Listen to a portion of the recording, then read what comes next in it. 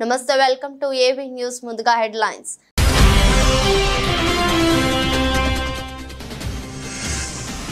Future city అభివృద్ధి ప్రణాళికలపై సమీక్ష నిర్వహించిన సీఎం. యుద్ధ ప్రాతిపదికన పనులు చేపట్టాలన్న రేవంత్ రెడ్డి.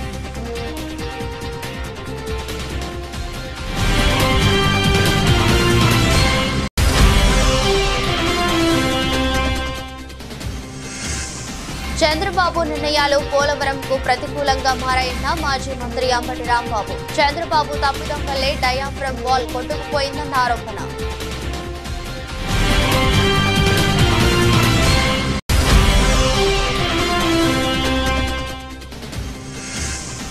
ఆదాని పెట్టుబడులు పెట్టినా స్వాగతిస్తామన్న మంత్రి శ్రీధర్ బాబు. రాష్ట్ర ప్రయోజనాలే ముఖ్యమని స్పష్టం చేసిన మంత్రి.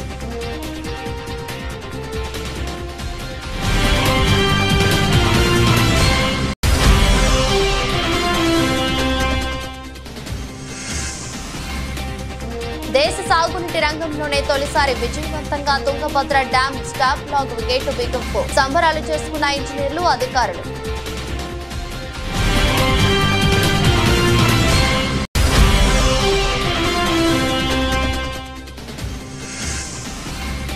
డైమండ్ లీగ్ బరిలో నీరజ్. స్విస్ లో ప్రాక్టీస్ ఆరంభించిన చోప్రా.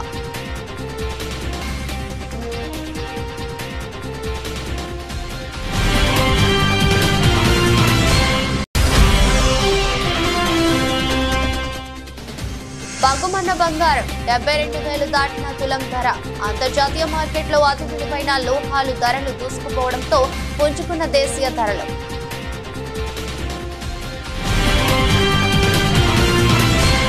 ఔటర్ రింగ్ రోడ్ నుంచి రీజనల్ రింగ్ రోడ్డు వరకు కనెక్టివిటీ ఉండేలా రోడ్డు మ్యాప్ సిద్ధం చేయాలని తెలంగాణ ముఖ్యమంత్రి రేవంత్ రెడ్డి అధికారులకు సూచించారు. ఆయన ఫ్యూచర్ సిటీ అభివృద్ధి ప్రణాళికలపై సమీక్ష నిర్వహించారు. ఈ సందర్భంగా శంషాబాద్ విమానాశ్రయం నుంచి రీజనల్ రింగ్ రోడ్డు వరకు కనెక్టివిటీ రూట్ మ్యాప్ ను అధికారులు మంత్రికి వివరించారు. అయితే ఔటర్ నుంచి రీజనల్ రింగ్ రోడ్డు వరకు కనెక్టివిటీ ఉండేలా చూడాలన్నారు. ఫ్యూచర్ సిటీలో రేడియల్ రోడ్లను అభివృద్ధి చేసేలా ప్రణాళికలు ఉండాలన్నారు.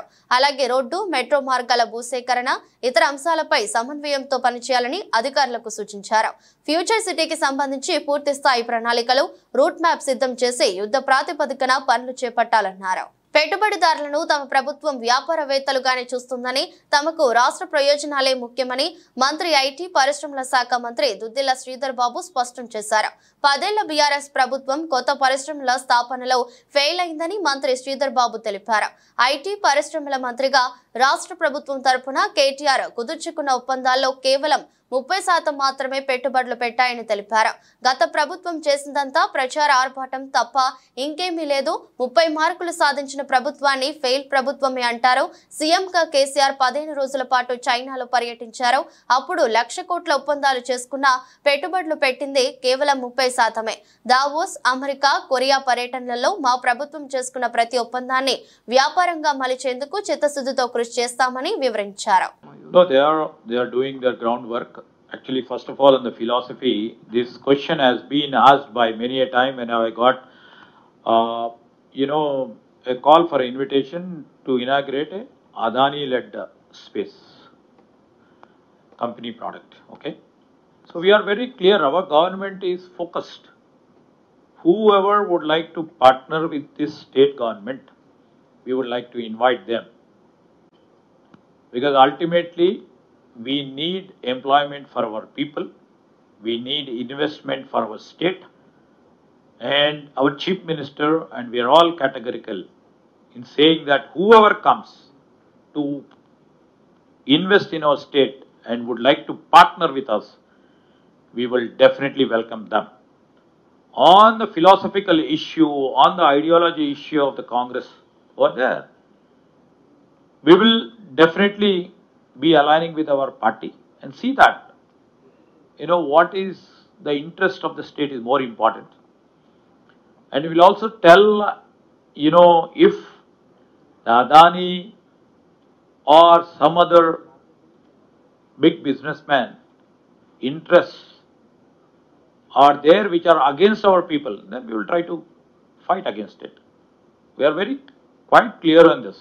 Tomorrow also, We were quite clear, whoever comes and partner with us to provide employment for our people, we will partner with them. Sardar Sarvai Papanna Goud జయంతి సందర్భంగా గాంధీ భవన్ లో పిసిసి కల్లు గీత కార్మిక విభాగం ఆధ్వర్యంలో వేడుకలు ఘనంగా నిర్వహించారు. ఆయన చిత్రపటానికి మంత్రి పొన్నం ప్రభాకర్ నివాళులర్పించారు. ఈ సందర్భంగా మంత్రి మాట్లాడుతూ పాపన్న గౌడ్ చేసిన సేవలను కొనియాడారు. ఆనాడు రాజ్యాధికారం కోసం వారి పోరాటాన్ని బడుగులను ఐక్యం చేసుకుని ప్రత్యేక సైన్యాన్ని ఏర్పాటు చేసుకుని గోల్కొండ కోట జయించిన సర్దార్ సర్వాయి పాపన్న నేటి తరానికి ఆదర్శమన్నారు. అందరూ ఆయన జీవిత చరిత్ర తెలుసుకోవాలని, బడుగు బలహీన వర్గాల ఐక్యత కోసం ఆనాడు సైన్యంతో పోరాటం చేసే పరిస్థితి ఈ రోజు ప్రజాస్వామ్య పద్ధతిలో పెన్ను ద్వారా పోరాటం, ఓటు ద్వారా ప్రజాస్వామ్య పద్ధతిలో ముందుకు సాగాలని అన్నారు. ఈ కార్యక్రమంలో రాజ్యసభ సభ్యులు అనిల్ కుమార్ యాదవ్, ఎమ్మెల్సీ మహేష్ కుమార్ గౌడ్ మరియు కాంగ్రెస్ ముఖ్య నాయకులు పాల్గొన్నారు. సర్దార్ సర్వాయి పాపన్న 374వ జయంతి సందర్భంగా ఈరోజు తెలంగాణ రాష్ట్రంలో ఉన్నటువంటి బడుగు బలహీన వర్గాలందరూ ఆలోచింపజేసే దినం. ఆనాడు రాజ్యాధికారం కోసం మరి ఒక పోరాటాన్ని బడుగులను ఐక్యం చేసుకొని ప్రత్యేక సైన్యాన్ని ఏర్పాటు చేసుకొని గోల్కొండ కోట జయించినటువంటి సర్దార్ సర్వాయి పాపన్న ఈరోజు ఉన్నటువంటి తరానికి ఆదర్శం. అందరూ కూడా అతని జీవిత చరిత్ర తెలుసుకోవాలి. బడుగు బలహీన వర్గాల ఐక్యతకు సంబంధించి కావచ్చు, లేదా ప్రజాస్వామ్యంలో ఆనాడు సైన్యంతో పోరాటం చేయాల్సిన పరిస్థితి ఈరోజు ప్రజాస్వామిక పద్ధతిలో కలము, జ్ఞానము, విజ్ఞానము సంపాదించుకొని ఓటు ద్వారా ప్రజాస్వామిక పద్ధతులల్లా ముందుకు సాగాలని ఆకాంక్షిస్తూ వారి ఉద్యమ స్ఫూర్తి అందరికీ ఒక మార్గదర్శకత్వం కావాలని, వారందరికీ ఒక ఆరాధ్యంగా వారు పోరాడిన విధానం మనందరం కూడా ఈరోజు మార్గదర్శకత్వం తీసుకోవాలని ఆకాంక్షిస్తూ మరొకసారి మా అందరికీ మార్గదర్శి అయినటువంటి సర్దార్ సర్వాయి పాపన్న గారి జయంతి వేడుకలు గాంధీ భవన్లో నాగరాజు గారి ఆధ్వర్యంలో జరిగినాయి. తెలంగాణ వ్యాప్తంగా అధికారికంగా జరుగుతూ ఉన్నాయి. ఈరోజు రవీంద్ర భారతిలో కూడా గౌరవ ముఖ్యమంత్రి గారు, ఉప ముఖ్యమంత్రి గారు కూడా పాల్గొంటూ ఉన్నారు. దీనివల్ల సర్దార్ సర్వాయి పాపన్నకు సంబంధించినటువంటి బడుగు బలహీన వర్గాల నాయకత్వంలో అందరూ కూడా ఐక్యంగా, గ్రామీణ ప్రాంతాలతో సహా అందరూ ఐక్యంగా మరి ముందుకు సాగాలని కోరుకుంటూ పాపన్న గారికి. పోలవరం అంశంపై వైసీపీ నేత మాజీ మంత్రి అంబటి రాంబాబు మీడియా సమావేశం నిర్వహించారు. చంద్రబాబు వల్లే పోలవరం ఆలస్యమైందని ఆరోపించారు. డయాఫ్రమ్ వాల్ కొట్టుకుపోవడానికి కారణం చంద్రబాబు చేసిన తప్పిదమేనని అన్నారు. చంద్రబాబు సరైన నిర్ణయాలు తీసుకోకపోవడం పోలవరం పాలిట ప్రతికూలంగా మారిందని విమర్శించారు. వైసీపీ హయాంలో పోలవరం పనులను పరుగులు తీయించామని చెప్పుకొచ్చారు. డయాఫ్రమ్ వాల్ కొట్టుకుపోవడంతో పనులు ముందుకు జరగలేదని అంబటి రాంబాబు తెలిపారు. నాడు వైఎస్ఆర్ సీఎంగా ఉన్నప్పుడు పోలవరం ప్రాజెక్టుకు శ్రీకారం చుట్టారని, ఆయన మరణం తర్వాత పోలవరం బాధ్యతను కేంద్రం స్వీకరించిందని, అయితే ప్రాజెక్టును మేమే నిర్మించుకుంటామని చంద్రబాబు చెప్పారని వివరించారు. చంద్రబాబు వల్లే డయాఫ్రమ్ వాల్ కొట్టుకుపోతే అందుకు వైసీపీనే కారణమని తిరిగి మాపైనే ఆరోపణలు చేశారు అంటూ అంబటి రాంబాబు మండిపడ్డారు. పోలవరంపై ఎక్కడైనా చర్చకు సిద్ధమని స్పష్టం చేశారు. మేము ఏదైతే ఆర్గ్యూ చేస్తూ వచ్చామో, చంద్రబాబు నాయుడు గారి టైంలో ప్రోటోకాల్ లేకోకుండా ఏదైతే పిచ్చి పనులు చేస్తూ ప్రారంభించారో ఆ ప్రారంభాలన్నీ కూడా తప్పు అనేటువంటి మాట చాలా స్పష్టంగా దీనిలో వివరంగా వివరించారని ఈ సందర్భంగా నేను చెప్పదలుచుకున్నాను. మేము ఏం చెప్పాం చాలా స్పష్టంగా, అయ్యా నదిని డైవర్ట్ చేసి మాత్రమే మీరు డయాఫ్రమ్ వాల్ కట్టాలి, కాఫర్ డ్యాముల నిర్మాణం తరువాత మాత్రమే డయాఫ్రమ్ వాల్ కట్టాలి, దానికన్నా ముందు నదిని డైవర్ట్ చేయాలి, స్పిల్వేని నిర్మించాలి, నిర్మించిన తరువాత మాత్రమే మీరు చెయ్యాలి, అలా చేయకపోవడం వల్ల ఈ ప్రమాదం జరిగింది అనేది చాలా స్పష్టంగా అనేక సందర్భాల్లో నేను చెప్పాను. గౌరవ జగన్మోహన్ రెడ్డి గారు చెప్పారు ముఖ్యమంత్రిగా ఉన్నప్పుడు, ఇవాళ సేమ్ అదే వాళ్ళు చెప్పారు. అయ్యా అన్నీ ఒకసారి స్టార్ట్ చేశారు. చంద్రబాబు నాయుడు గారు అధికారంలోకి వచ్చింది 2014లో, పనులు ప్రారంభించింది ఇప్పుడయ్యా అంటే 2014 పోయి 2016 ప్రాంతంలో 2016 ప్రాంతంలో ఆయన ప్రారంభించాడు పనులు. 16 ప్రాంతంలో ప్రారంభించి అప్పుడు దాకా గ్యాప్ పట్టి పెట్టారు. 2014 నుంచి 16 డిసెంబర్ వరకు కూడా ఏ పనులు ప్రారంభించాల, నెగోషియేషన్ చేస్తూ వచ్చారు. మేం చేస్తామా, మీరు చేస్తారా, మాకు ఇస్తారా, మీకు ఇస్తారా, వాట్ ఈస్ దిస్ అంటే మనం చేస్తే లాభం వస్తుంది, దీనిలో కాంట్రాక్టర్ని పెట్టుకోవచ్చు అనేటువంటి పద్ధతుల్లో ముందుకు వెళ్ళారు. ఆ తర్వాత 2016 డిసెంబర్లో స్పిల్వే ప్రారంభించారు. మళ్ళీ 2016లో స్పిల్వే ప్రారంభిస్తే ఏం చేయాలి? 2016లో స్పిల్వే ప్రారంభించి స్పిల్వే కంప్లీట్ చేసి నది డైవర్షన్ కంప్లీట్ అయిపోయిన తర్వాత అప్పుడు నువ్వు కాఫర్ డ్యాముల జోలికి వెళ్ళవలసింది. ఫిబ్రవరిలోనే ఇది ప్రారంభించారు, ఇమీడియట్గా డిసెంబర్లో ఇది ప్రారంభించారు, ఫిబ్రవరిలోనేమో డయాఫ్రమ్ వాల్ స్టార్ట్ చేశారు. దానితో పాటు కాఫర్ డ్యాములు స్టార్ట్ చేశారు. 2 కాఫర్ డ్యాములు, డయాఫ్రమ్ వాల్ సైమల్టేనియస్గా, అదేమో డిసెంబర్లో పెట్టారు, ఇదేమో ఫిబ్రవరిలో, సుమారుగా అదే టైంలో అన్ని సైమల్టేనియస్గా స్టార్ట్ చేశారు. ఇది తప్పిదం అని మేము అనేక సార్లు చెప్పాం. తెలంగాణ భవన్ లో సర్దార్ సర్వాయి పాపన్న గౌడ్ జయంతి వేడుకలను ఘనంగా నిర్వహించారు. ఆయన చిత్రపటానికి మాజీ మంత్రి శ్రీనివాస్ గౌడ్ నివాళులర్పించారు. అనంతరం ఆయన మాట్లాడుతూ తెలంగాణ బహుజన ఆత్మ గౌరవానికి, ధీరత్వానికి సర్దార్ సర్వాయి పాపన్న గౌడ్ ప్రతీకగా నిలిచారని అన్నారు. సబ్బండ వర్గాలకు రాజకీయ, సామాజిక సమానత్వం కోసం పాపన్న చేసిన కృషి చరిత్రలో సువర్ణాక్షరాలతో ఎప్పటికీ నిలిచి ఉంటుందని చెప్పారు. సర్దార్ సర్వాయి పాపన్న గొప్ప చరిత్ర గలటువంటి ఆ నాయకుని యొక్క చరిత్రను గతంలో ఎక్కడ కూడా ఆయనకు అధికారికంగా జయంతి ఉత్సవాలు చేయాలని కానీ, వర్ధంతి అధికారికంగా చేయాలని కానీ ఏ ముఖ్యమంత్రి కూడా ఆలోచన కూడా చేయలేదు, కనీసం సహకరించలేదు. కానీ తెలంగాణ వచ్చిన తర్వాత ఎంతోమంది వైతాళికులను అధికారికంగా జరపడం, ముఖ్యంగా బడుగు బలహీన వర్గాల నాయకుడు, క్షత్రియులే రాజు కావాలి, మిగతా వాళ్ళు రాజు కాలేరు అనుకున్నప్పుడు మొట్టమొదటిగా రాజై 33 కోటలు జయించినటువంటి వీరుడు. ఇతర దేశాలు గుర్తించి గొప్పగా కీర్తిస్తే మన తెలంగాణ బిడ్డను మనం ఎందుకు కీర్తించొద్దని ఆనాడు ముఖ్యమంత్రి గారు వెంటనే అడగగానే అధికారికంగా జరపాలని, వర్ధంతి జయంతి ఉత్సవాలను జరపాలని చెప్పడమే కాకుండా ట్యాంక్ బండ్ పైన విగ్రహాన్ని కూడా ఏర్పాటు చేయడానికి అనుమతి ఇవ్వడం, నిధులు కేటాయించడం, 500 కోట్ల విలువైనటువంటి భూమి గౌడ భవనానికి ఇచ్చి ఆ 500 కోట్ల విలువైన భూమి పేరు కూడా, ఆ భవనానికి కూడా సర్వాయి పాపన్న పేరు పెట్టని చెప్పినటువంటి మా నాయకుడు మరి ఈరోజు వారి పేరు మీద గ్రామాన ప్రతి నియోజకవర్గంలో అధికారికంగా జరుపుకోవడం, చాలామంది అనధికారికంగా చేసుకోవడం, ఒక పెద్ద చైతన్యవంతం రావడం అనేది అది నిజంగా ముఖ్యమంత్రి గారికి, ఆనాటి ముఖ్యమంత్రి గారికి, కేసీఆర్ గారికి మేము అందరం కూడా ధన్యవాదాలు తెలియజేస్తున్నాం. ప్రతి ఒక్కరూ ఆయన చరిత్రను తెలుసుకొని, ఆయన ఆదర్శంగా తీసుకొని అన్ని వర్గాలను,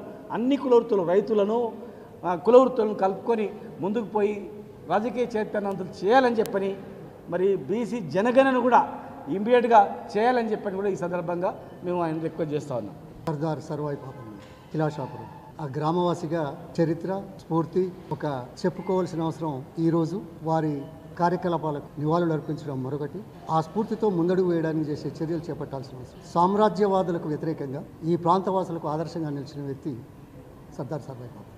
వారి విగ్రహం మొట్టమొదటిసారిగా లండన్ మ్యూజియంలో ఉన్న ఆయన పటాన్ని తీసుకొని దాని ద్వారా తెలుగుదేశం పార్టీ నాయకుడు గ్రామాల్లోని తెలుగుదేశం పార్టీ శ్రేణులకు ఇస్తున్న భరోసాతో వాళ్ళంతా ఇళ్ల పెట్టికిపోతున్నారు. ఎర్రగొండపాలెం నియోజకవర్గ శాసనసభ్యులు తాటిపర్తి చంద్రశేఖర్ తీవ్ర స్థాయిలో ధ్వజమెత్తారు. ప్రకాశం జిల్లా ఎర్రగొండపాలెం మండలం గురిజేపల్లి గ్రామంలో జరిగిన దారుణ ఘటనను ఎర్రగొండపాలెం నియోజకవర్గ శాసనసభ్యులు తాటిపర్తి చంద్రశేఖర్ గురిజేపల్లి గ్రామం వచ్చి సంబంధిత ఆ రైతుల పొలాలలో తిరిగి నాశనమైన మొక్కలను పరిశీలించారు. ఈ సందర్భంగా మాట్లాడుతూ గురిజేపల్లి గ్రామ రెవెన్యూ శివారులో 5గురు వైసీపీకి చెందిన కీలక నేతలు పొలాలలో 1000 బొప్పాయి చెట్లను గుర్తు తెలియని తెలుగుదేశం పార్టీకి చెందిన దుండగులు నరికేశారని, ఇది ముమ్మాటికి తెలుగుదేశం పార్టీ వారు రాజకీయ కక్షతోనే బొప్పాయి తోటను ధ్వంసం చేశారని విరుచుకుపడ్డారు. కానీ ఎక్కడ వారి మీద చర్యలు తీసుకోకపోవడం వలన రోజు రోజుకి పెట్టలేకపోతున్నటువంటి తెలుగుదేశం పార్టీలోని కొంతమంది నాయకులు వారికి ఉన్నటువంటి ఆ యొక్క కక్షని ఈరోజు తీర్చుకునేటటువంటి ప్రయత్నం చేస్తున్నారు. ఎంతో మంది కష్టపడి 3 నెలల నుంచి ఇక్కడ 4 రైతులు పెంచుకున్నటువంటి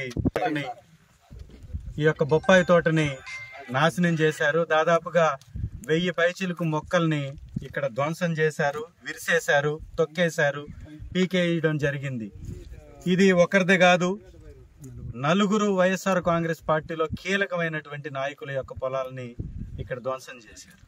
ఇదంతా కేవలం ఇక్కడ ఉన్నటువంటి తెలుగుదేశం నాయకుడు, ఇక్కడ ఉన్నటువంటి తెలుగుదేశం నాయకులకి ఇస్తున్నటువంటి భరోసా, వారిని ప్రేరేపిస్తున్నటువంటి విధానం బట్టే ఇది జరుగుతుంది.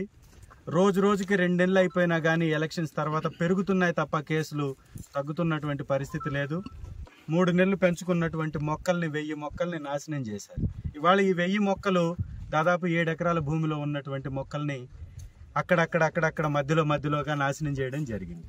ఇవాళ ఎక్కడైతే ఈ మొక్కను నాశనం చేశారో అక్కడ ఇంకొక కొత్త మొక్కను కానీ నాటితే పక్క మొక్కలతోటి కలిసి ఎదిగేటటువంటి పరిస్థితి ఉండదు, వాటితో కలిసే పరిస్థితి ఉండదు.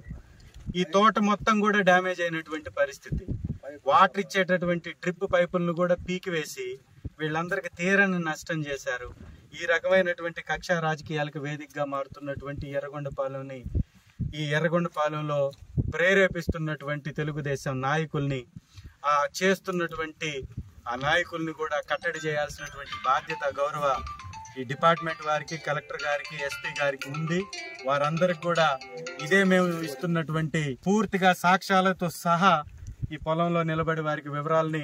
సిద్దిపేటలో జరిగిన సంఘటన గతంలో ఎప్పుడు కూడా జరగలేదని, అరాచకం చేయడం మంచిదా అని పెద్దలు ఆలోచించాలని మాజీ మంత్రి ఎమ్మెల్యే హరీష్ రావు అన్నారు. 10 ఏళ్ల బీఆర్ఎస్ ప్రభుత్వంలో సిద్దిపేట కీర్తి ప్రతిష్టలను పెంచానని అన్నారు.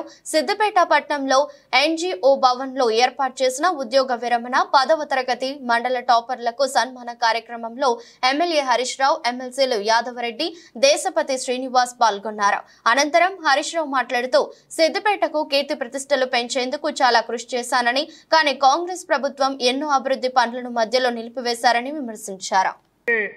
99.24తో మొత్తం తెలంగాణలో 119 నియోజకవర్గాల్లో అత్యధిక రిజల్ట్ వచ్చింది ఎక్కడ అంటే సిద్దిపేట నియోజకవర్గం సాధించింది. ఈ సన్మానాన్ని పొందబోతున్నటువంటి చిన్నారులకు నా దీవెనలు, వారి తల్లిదండ్రులందరికీ కూడా నా శుభాకాంక్షలు తెలియజేస్తా ఉన్నా. ఎప్పుడైనా 10 ఏళ్ళు నేను మంత్రిగా ఉంటే, రాష్ట్ర ప్రభుత్వంలో ప్రముఖ స్థానంలో ఉంటే కనీసం చీమ కన్నా సిద్దిపేటలో హాని చేసినామా? ఏ రోజైనా సిద్దిపేటలో నిన్న జరిగినటువంటి సంఘటన ఏ రోజన్నా జరిగిందా? ఒక్కసారి మీరు ఆలోచించండి. సిద్దిపేట అంటే ప్రేమకు, దాతృత్వానికి, సేవకు, మంచితనానికి, అభివృద్ధికి పేరుగాంచే విధంగా సిద్దిపేట కీర్తి ప్రతిష్టలు పెంచాం. కానీ అలా మరి అరాచకానికి పాల్పడుతూ ఏ రకంగా వ్యవహరిస్తున్నారు? ఇది మన సిద్దిపేటకు మంచిదా? ఈ పెద్దలందరూ కూడా ఆలోచించాలని చెప్పి నేను ఈ సందర్భంగా కోరుతా ఉన్నా. ఆ రోజు ఏదైనా చేస్తే కరోనా వచ్చింది, ఎన్ని కిట్లు పంచినాం, ఎంతమంది ప్రాణాలు కాపాడినాం, ఏ రోజు కూడా అరాచకాలు చేయలే. కానీ ఈరోజు ఏం జరుగుతుందో కూడా మీరందరూ ఆలోచించాలని చెప్పి నేను కోరుతా ఉన్నా.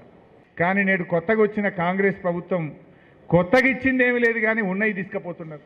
150 కోట్లతో వెటర్నరీ కాలేజ్ నేను మంజూరు చేస్తే దాన్ని రద్దు చేసి ఇలా కొడంగల్కి తీసుకుపోతున్నారు. సగం పనులైతే మొండిగోడల్ని మధ్యలో వదిలిపెట్టి ఇలా అర్ధాంతరంగా రద్దు చేసినటువంటి ఘనత ఇలా కొత్తగా వచ్చినటువంటి ప్రభుత్వాన్ని. ఈరోజు ఏ రకంగా ఒక అరాచక శక్తుల్లాగా వ్యవహరిస్తున్నారో దయచేసి విజ్ఞులైనటువంటి పెద్దలు, సీనియర్ సిటిజన్లు, మేధావులు, ఉద్యోగులు, ఉపాధ్యాయులు, పుర ప్రముఖులు అందరూ కూడా ఆలోచించాలని చెప్పి కూడా నేను ఈ సందర్భంగా కోరుతా ఉన్నా. నేను ఎప్పుడు కూడా ఆ రకమైనటువంటి దాన్ని ఎంకరేజ్ చేయలేదు, భవిష్యత్తులో కూడా చేయను.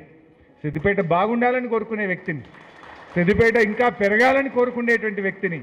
తప్పకుండా మీ సేవ ఉన్నంత కాలం, నాకు ఊపిరిన్నంత కాలం ఈ ప్రజలకు మేలు చేయడానికి, ఈ ప్రజలకు సేవ చేయడం కోసమే నా జీవితం అంకితమైతుంది తప్ప ఎవరికి కూడా హాని చేసేది నా జీవితంలో ఉండదని చెప్పి కూడా మరొకసారి మీ అందరికీ మనవి చేస్తూ, ఈ నెల ఆగస్టు 9న కోల్కతాలో ఒక ట్రైనీ వైద్య విద్యార్థినిపై జరిగిన అత్యాచార ఘటనకు నిరసనగా ఫిర్జాదిగూడ కార్పొరేషన్ మేడిపల్లిలో వరంగల్ ప్రధాన రహదారిపై శ్రీసాయి హాస్పిటల్ ఆధ్వర్యంలో కొవ్వొత్తుల ర్యాలీ నిర్వహించారు. ఇలాంటి ఘటనలు జరగకుండా కేంద్ర, రాష్ట్ర ప్రభుత్వాలు కఠినమైన చట్టాలు తీసుకురావాలన్నారు. General physician doctor Pavan Krishna ఈ అత్యాచార ఘటనకు పాల్పడిన వారిని కఠినంగా శిక్షించాలని కోరుతున్నారు.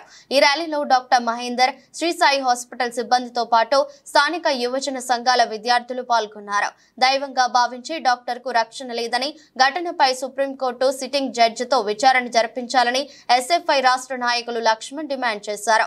భవిష్యత్తులో డాక్టర్ల రక్షణ పట్ల ప్రభుత్వాలు పకడ్బందీగా వ్యవహరించాలని కోరారు.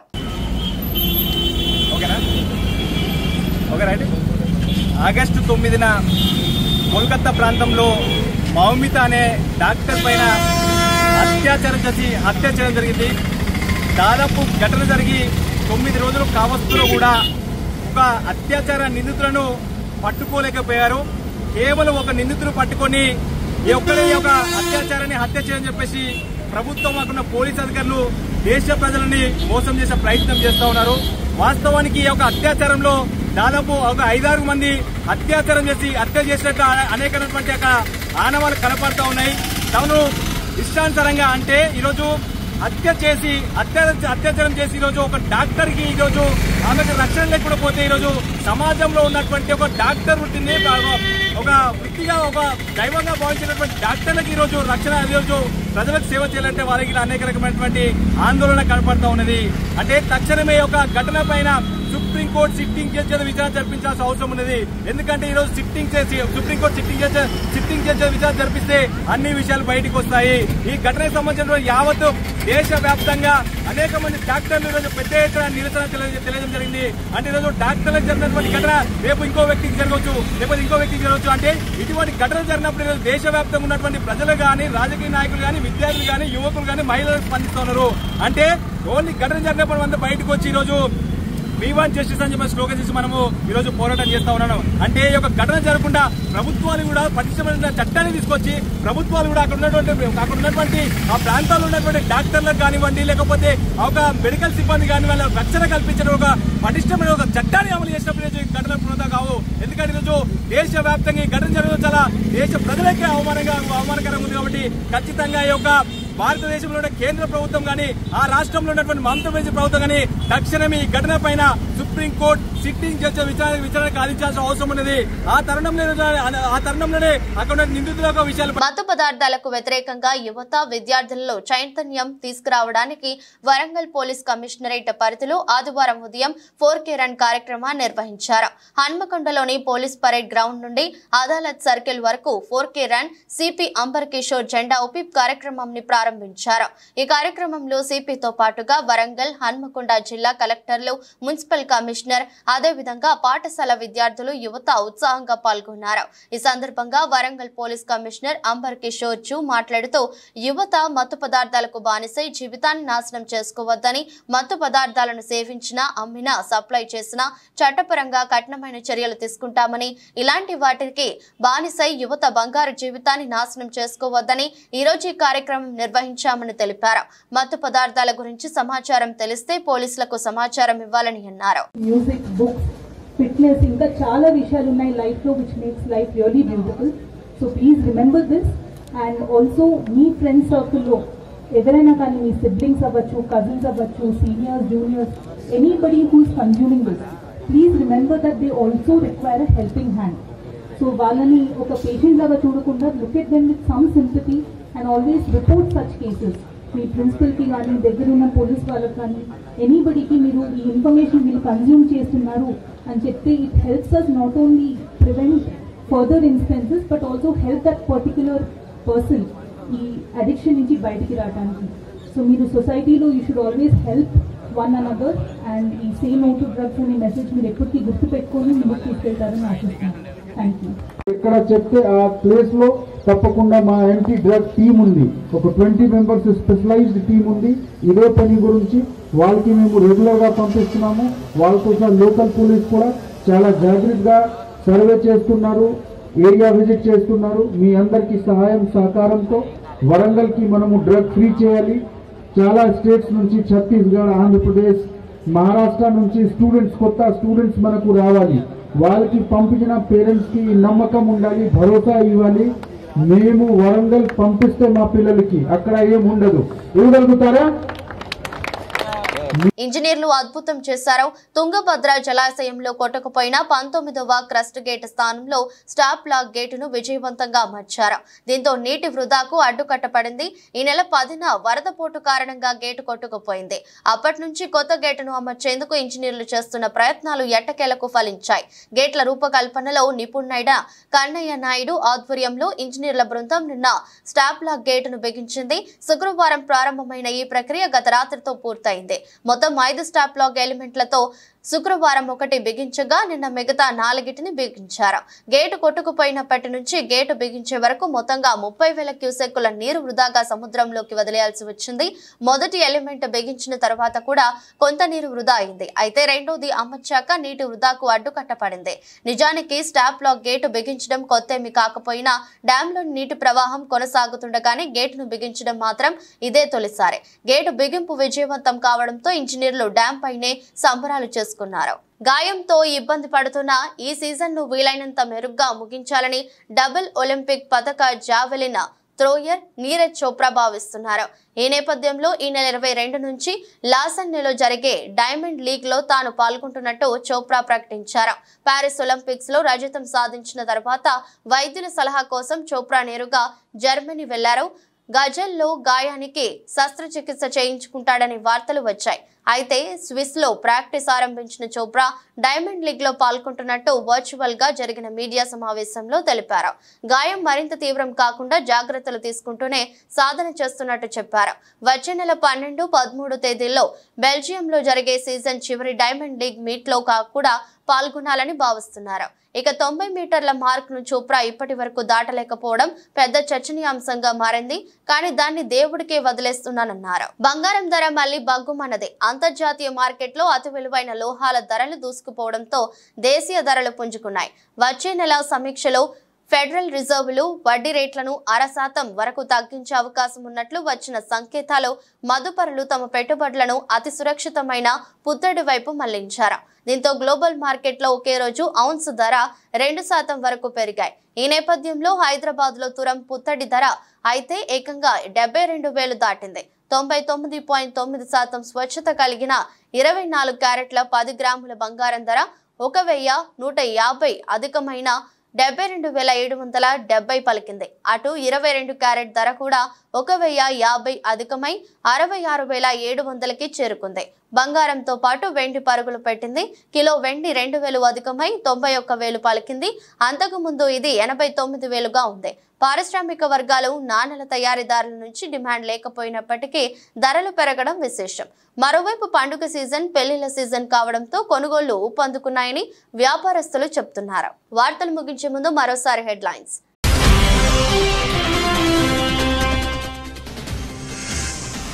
ఫ్యూచర్ సిటీ అభివృద్ధి ప్రణాళికలపై సమీక్ష నిర్వహించిన సీఎం. యుద్ధ ప్రాతిపదికన పనులు చేపట్టాలన్న రేవంత్ రెడ్డి.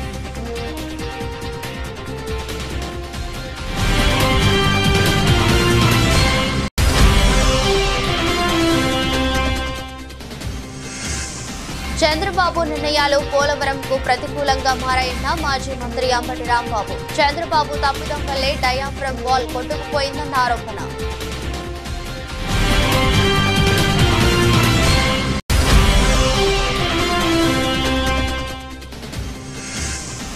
ఆదాని పెట్టుబడులు పెట్టినా స్వాగతిస్తామన్న మంత్రి శ్రీధర్ బాబు. రాష్ట్ర ప్రయోజనాలే ముఖ్యమని స్పష్టం చేసిన మంత్రి.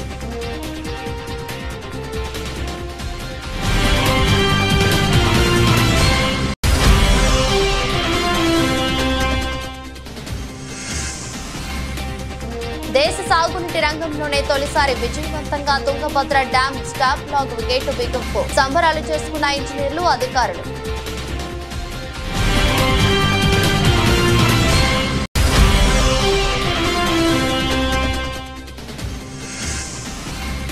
డైమండ్ లీగ్ బరిలో నీరజ్.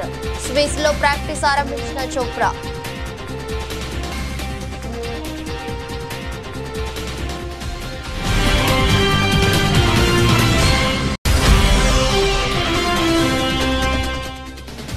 బగ్గుమన్న బంగారం 72,000 దాటిన తులం ధర. అంతర్జాతీయ మార్కెట్లో అతి విలువైన లోహాలు ధరలు దూసుకుపోవడంతో పుంజుకున్న దేశీయ ధరలు.